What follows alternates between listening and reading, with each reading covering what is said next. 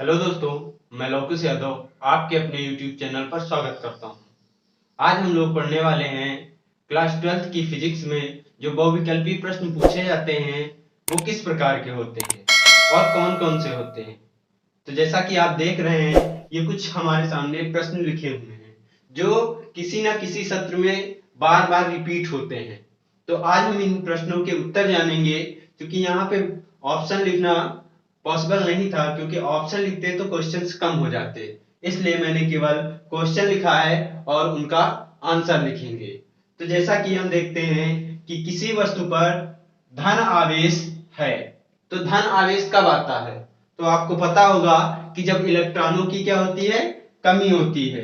तो यहां पे लिखेंगे आंसर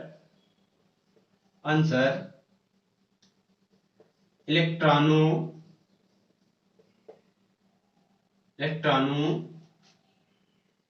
की कमी के कारण। किसके कारण? कमी के कारण। किसी वस्तु पर धन आवेश कब होता है? जब क्या होता है, इलेक्ट्रॉनों की कमी होती है। ठीक है। दूसरा पूछा है आपसे, एक कूलाम आवेश में इलेक्ट्रॉनों की संख्या बताइए। तो एक कूलाम आवेश में कितने इलेक्ट्रॉनों की संख्या होती है, बताइए। एक कूलाम आवेश में कितने इलेक्ट्रॉन्स होते हैं? लिखेंगे 6.25 इंटू 10⁻18।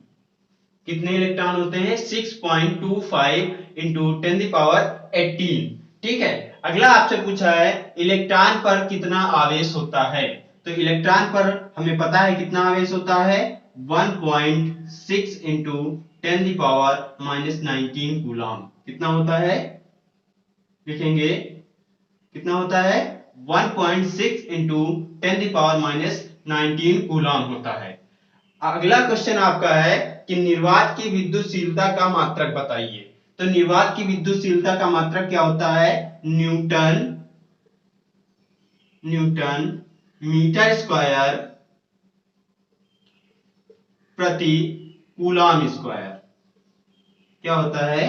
न्यूटन मीटर स्क्वायर प्रति कूलाम स्क्वायर। अगला क्वेश्चन आपसे पूछा है कि अल्फा कण पर कितना आवेश होता है, बताएंगे। अल्फा कण पर कितना आवेश होता है? तो आपको पता है कि अल्फा कण पर कितना होता है, 2e होता है, 2 इलेक्ट्रॉन होता है। कहने का मतलब इसका यह हुआ कि 3.2 इंटू 10⁻19 कूलाम। कितना होता है?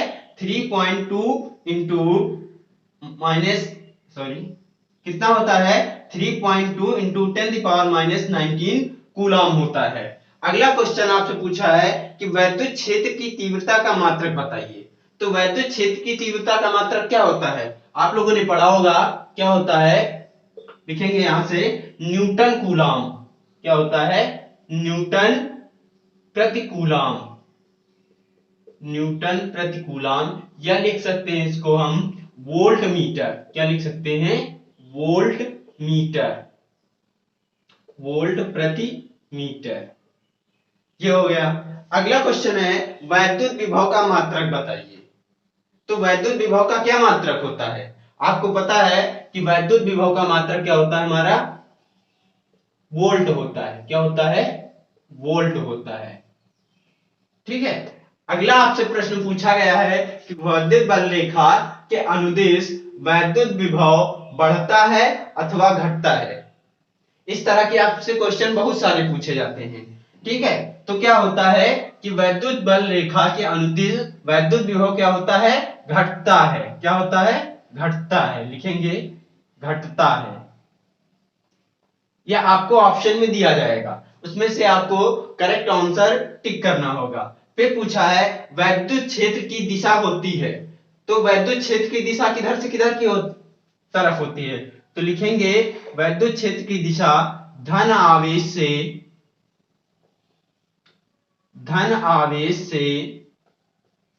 ऋण आवेश की ओर होती है।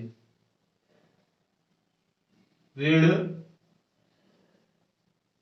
आवेश की ओर।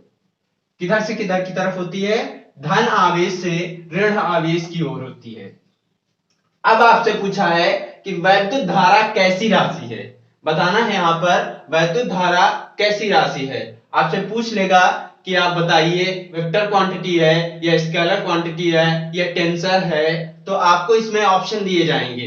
तो आपको इसमें बताना है तो ये हमारे जो वैद्युत धारा होती है ये कैसी होती है, ये अदिश होती है, अदिश राशि है। कैसी राशि है? अदिश राशि है।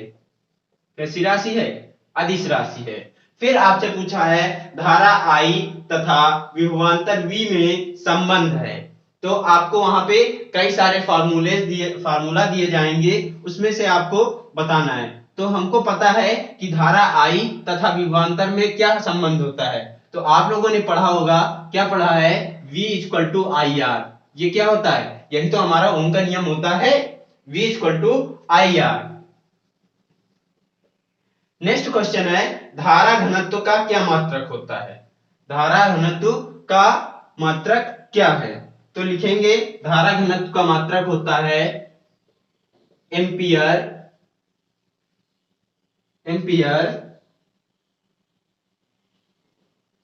Metre square. क्या होता है? एम्पियर मीटर स्क्वायर होता है।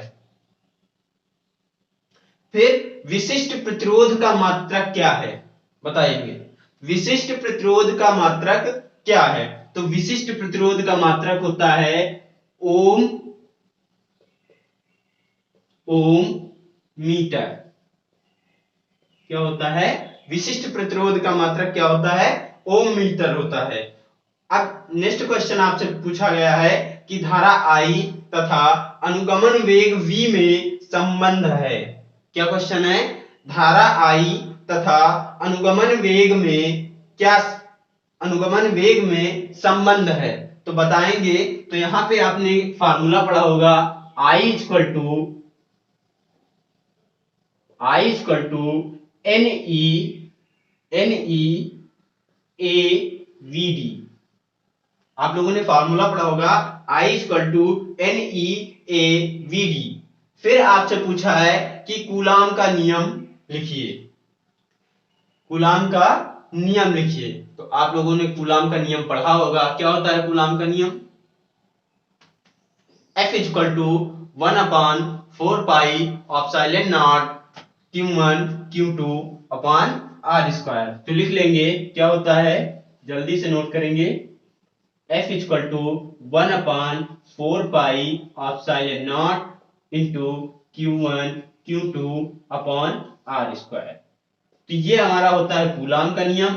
ये हमारे कुछ टॉप 15 क्वेश्चन थे। नेक्स्ट वीडियो में हम लोग कुछ और भी प्रश्नों के साथ उपस्थित होंगे। अगर आपको हमारी वीडियो पसंद आए तो लाइक करें, शेयर करें और हमारे इस YouTube चैनल को सब्सक्राइब करना ना भूलें, ताकि आने वाला हर नोटिफिकेशन आपको सबसे पहले मिले। जय हिंद।